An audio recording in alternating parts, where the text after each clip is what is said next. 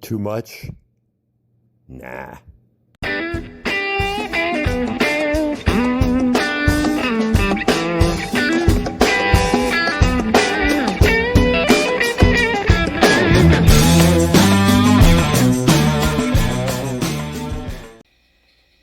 Corn. Did you know that you see all this corn back here?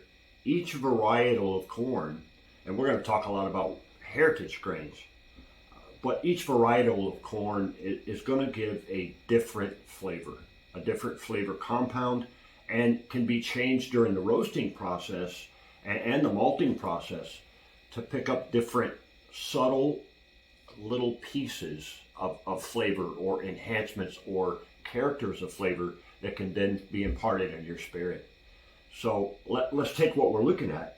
You know, we've got a black, we've got a white, and we've got some Bloody Butcher going here. What's the difference?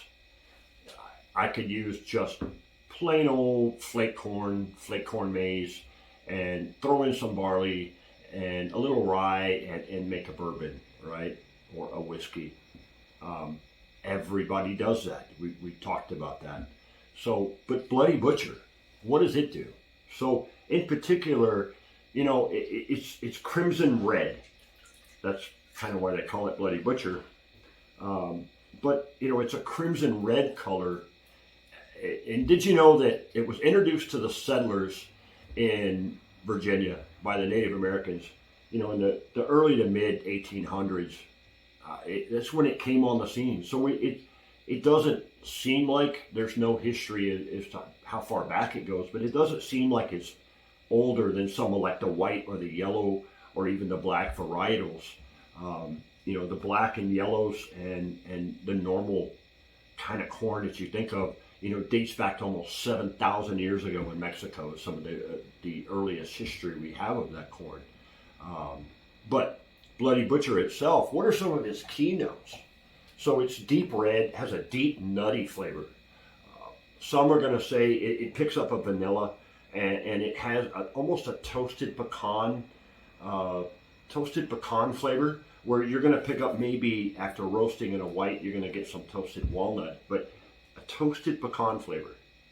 So the other thing that you get out of Bloody Butcher, if you roast it to certain levels, so not worrying about the diacetic power of your malt, but a malted Bloody Butcher will give off a pumpernickel, right? And if anybody knows, pumpernickel is sweet and really dark in its character, but it also has a metallic note.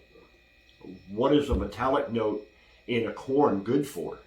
Well, a metallic note can be phenolic. You can push the level of your roasting of a Bloody Butcher almost to the point where you're going to pick up a phenolic kind of an iodine note. Where do we see that? We see an iodine note in a Lafroig or an Islay type whiskey, a Scotch, so to speak. Can we get that? We can get that out of a corn and not have to have a peat smoked barley or something like that. You're not going to be a Scotch. It's not going to taste the same way, but there will be a hint or a character or a keynote that we want to pull out of a Bloody Butcher. So, Aztec Black, well, you know, that's a 2,000-year-old grain that in the early 1900s, you know, was widely used. It goes all the way back to, you know, 7,000 years ago. But it's a deep black color, and it's chewy and starchy. So it's a more starch-laden grain or a more starch-laden corn than some of the other varietals or some of the modern, you know, yellow and white deck corn. What do you get out of that? Well, it's an old-fashioned sweetness. So it has the character of sweet without having a lot of the sugars that you do see in a white corn. It has, when roasted, and roasted, I mean up to, you know, 130, 140, sometimes up to 150 for 3 or 4 hours, and then increase that level after that 3 or 4 hour mark. You increase that level upwards to 200 for another hour or two. You can literally pull out deep date and raisin flavors out of a roasted black. They're very enhanced. Some people would say they're more earthy. So typical white. What do we get out of a typical white corn, right? Well, white corn it's a bold sweet. It's meant, it was meant as one of the staple grains along with yellow corn to supplement your food source. People use it for all kinds of stuff, all kinds of baking, cornbreads and tortillas and anything you can think of. What do we as a craft distiller, what can we get out of that? One of the key things that roasting is going to give you, because white corn has it's buttery and it has a real round mouthfeel to it, more so than a yellow. But one of the things we get out of it is softer notes. The buttery will tend to lend into a softer, more fine, more refined flavor. The other thing you're going to get when roasting a white corn, we get a floral. You can pull a floral note out of a white corn. How does all of that round out?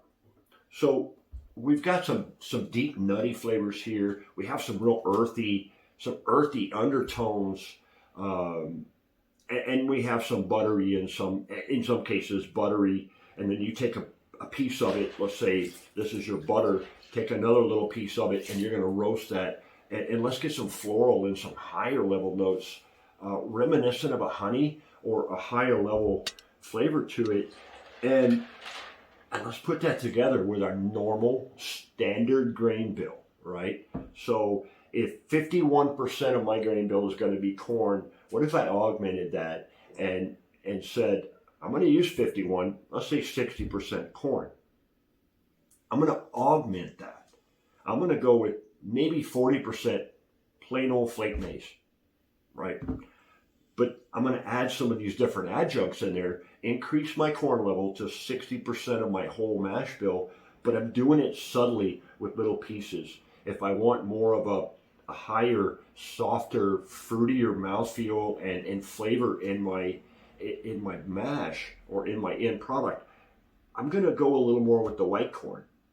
And if I'm looking for some of those deep, dark flavors, the date and the raisin and the earthy notes, I may go ahead and double up on black and roast that black to get that level out of there.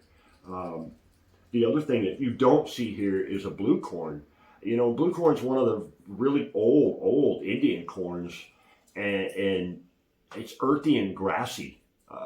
Blue corn is one of those you cannot eat it off the cob. It has to be a ground type corn. It's almost like the black. We take a blue, and you know it's real starchy, very, very starchy and very heavy. Blue corn and some of the black corn has anthocyanin in it, which is the same thing as in a blueberry and a blackberry. That's what makes them color the way they color.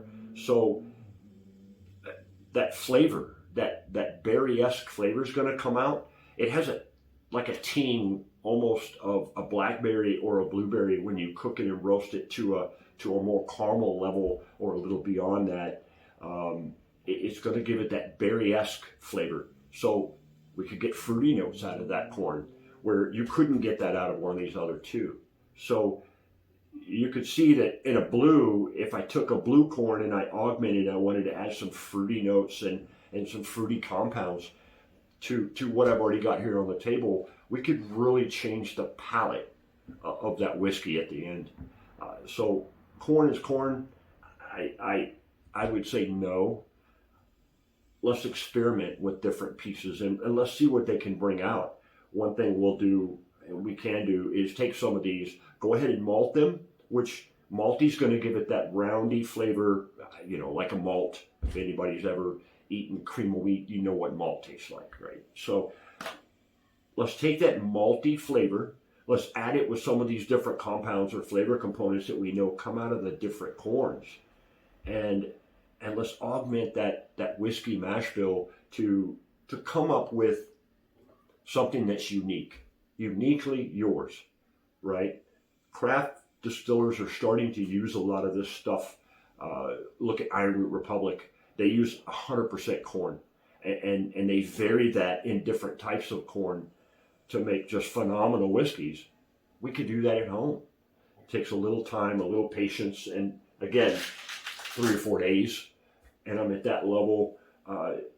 We can do that. And so together, as a crowdsourced group, let's jump in and do that. Let's play around with some of these different things, and we'll see where we can take this, what levels we can add to a whiskey.